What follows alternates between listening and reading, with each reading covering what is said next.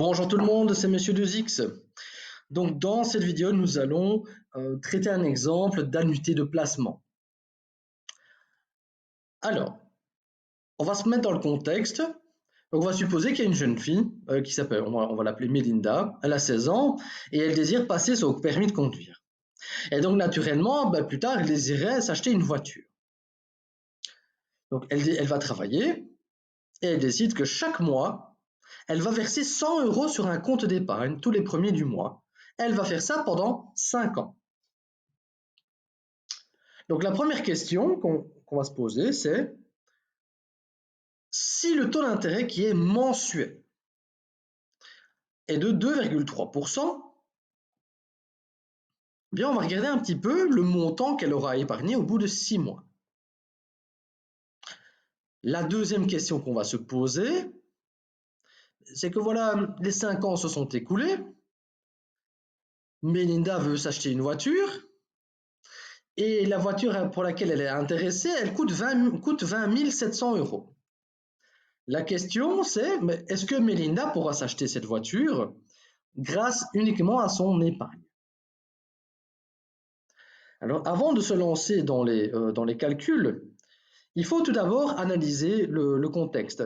Est-ce que, surtout par rapport au taux d'intérêt, est-ce que le taux d'intérêt, est-ce que l'unité de temps associée au taux d'intérêt est identique à la période analysée? Donc, par rapport à la question 1. Donc, le taux d'intérêt qu'on nous donne, le 2,3%, il est mensuel. C'est un taux d'intérêt mensuel. Et ici, on se demande, voilà, combien va-t-on rembourser après 6 mois? Donc, pour le premier cas, premier exercice, il n'y aura pas de problème. Alors, on nous donne le taux mensuel. À la question 2, on parle des 5 ans. Donc, on voudrait connaître le montant à payer dans 5 ans. Alors là, il y a un petit souci. On a un petit souci parce que le taux d'intérêt qu'on nous donne au départ, il est mensuel. Et là, on a un conflit avec les 5 ans. Donc, il y a deux solutions qui nous permettra de nous sauver. Soit, au lieu de travailler en année, on va travailler en mois. Et se dire que voilà, les 5 ans, ça représente, donc les 5 ans, combien de mois est-ce que ça représente? Ça représente 60 mois. Oui. Et donc, première méthode, on convertit les 5 ans en 60 mois, ce qui nous permet de travailler avec les 2,3%. Deuxième solution, c'est de convertir ce taux mensuel en taux annuel. Libre à vous.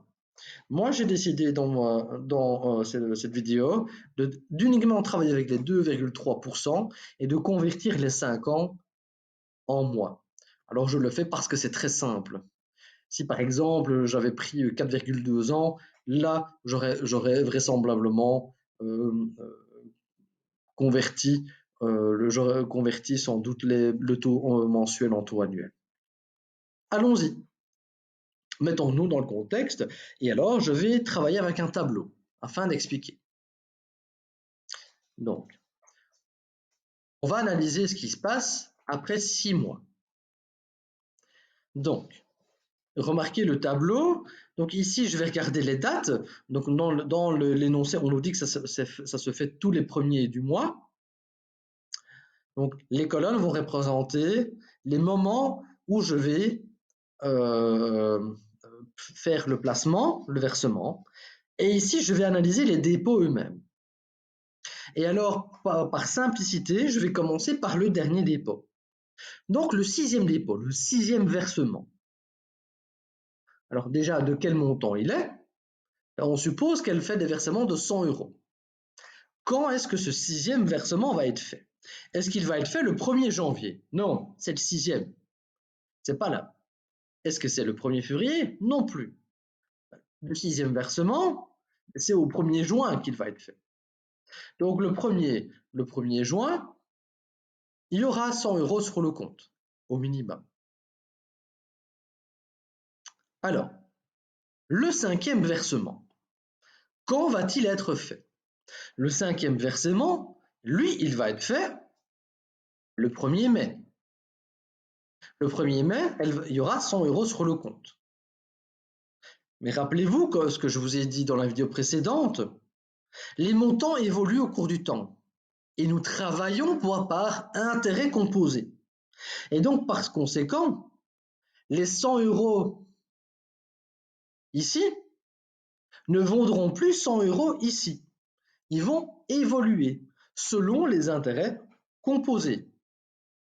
Et donc, si on applique la formule des intérêts composés, donc il y a combien de périodes entre là et là? Mais il y a 1 mois de différence. Donc si j'applique la formule des intérêts composés, eh bien, le montant, les 100 € vaudront, donc les 100 € ici, eh bien, le montant que j'aurai au 1er juin, eh bien, si on capitalise ces 100 € au 1er juin, eh bien, ça nous donnera 100 fois 1 plus i. Et i, ce sont les 2,3%. Alors, le 4e versement, quand va-t-il être fait? Lui, il va être fait le 1er avril. Mais de nouveau, les 100 € au 1er avril vont évoluer au cours du temps. Et vu qu'ils sont soumis, ils sont placés sur un compte d'épargne, ils sont soumis à un taux d'intérêt. Et on travaille par intérêt composé. Donc, ces 100 € après 1 mois vont valoir 100 fois 1 plus i. Mais ici, au 1er juin, on est intéressé à connaître ce qui se passe au 1er juin.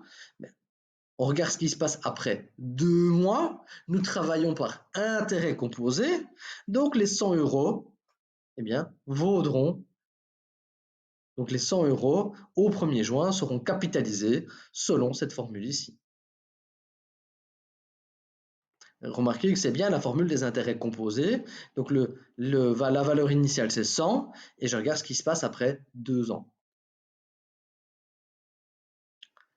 Donc le 3e montant, 3e versement, quand va-t-il être fait? Le 1er mars. Et de nouveau, il va subir une évolution au cours des mois.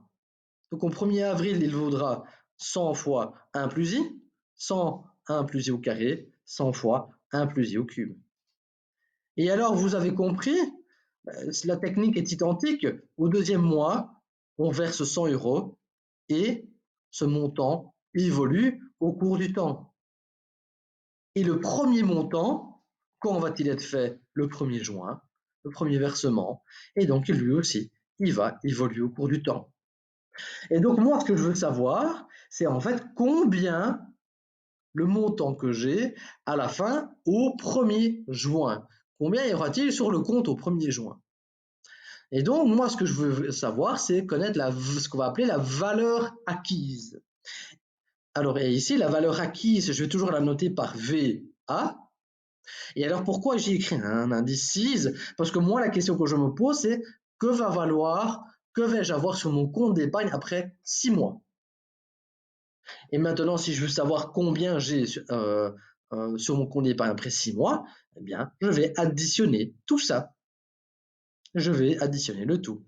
Donc, la valeur acquise après 6 mois, ce sera égal à 100, plus 100 fois 1 plus i, etc., etc. Alors, comment va-t-on faire pour calculer cela? Remarquez que je peux mettre 100 en évidence, partout. Donc, j'aurai 1 plus 1 plus i, plus 1 plus i au carré, etc., etc. Et remarquez ici qu'on a une somme de termes. Et remarquez que ces termes, en fait, ils sont issus d'une suite géométrique, en fait.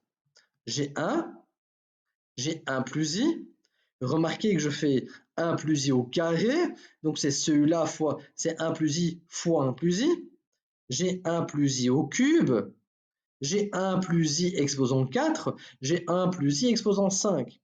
En fait, ici, j'ai donc des termes qui sont issus d'une suite géométrique. Et donc, ce que je suis en train de calculer, en fait, qu'est-ce que je vais devoir appliquer pour calculer ça? C'est donc cette fameuse formule de somme pour suite géométrique. Ici, le nombre de termes que j'ai, c'est 6. Et la raison de la suite, c'est 1 plus i. Et si vous allez revoir, je mettrai le lien en fiche, si vous allez revoir la vidéo, eh bien, cette somme se calcule comme ceci. Donc on applique la formule de la somme de termes issus d'une suite géométrique lorsque la raison vaut 1 plus i et lorsque le nombre de termes vaut 6. Et maintenant, on va remplacer i par sa valeur.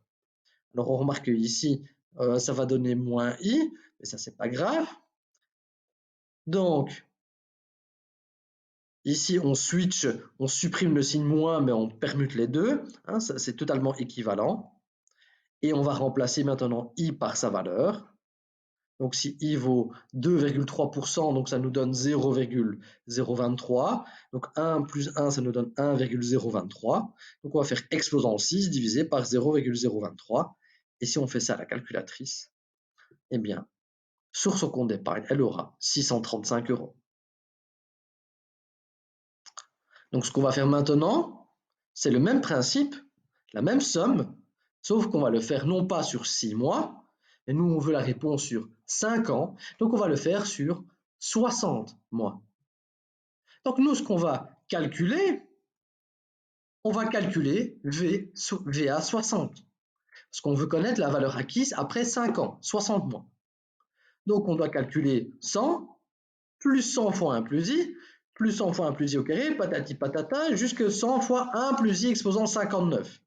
Alors remarquez bien qu'on a un 59, on est 1 de moins que la durée. C'est ce qu'on avait dans l'exemple précédent aussi, le calcul précédent. Donc de nouveau, on va mettre 100 en évidence. On remarque que là, maintenant, c'est une somme c'est la même formule, mais avec 60 termes au lieu de 6. On applique la formule de SN. On applique, on simplifie. On remplace i par sa valeur et on calcule. Ça nous donne 12 666,32 €. Et donc, est-ce que Mélinda pourra acheter sa voiture? Eh bien, malheureusement, non. La voiture coûte plus cher que le montant qu'elle a épargné. Donc voilà, j'espère que vous avez bien aimé la vidéo, que vous avez compris l'idée des annuités par rapport à cet exemple. Donc, n'hésitez pas à liker la vidéo, partagez-la si vous estimez qu'elle peut aider quelqu'un. Et sinon, je vous dis à très bientôt. Au revoir.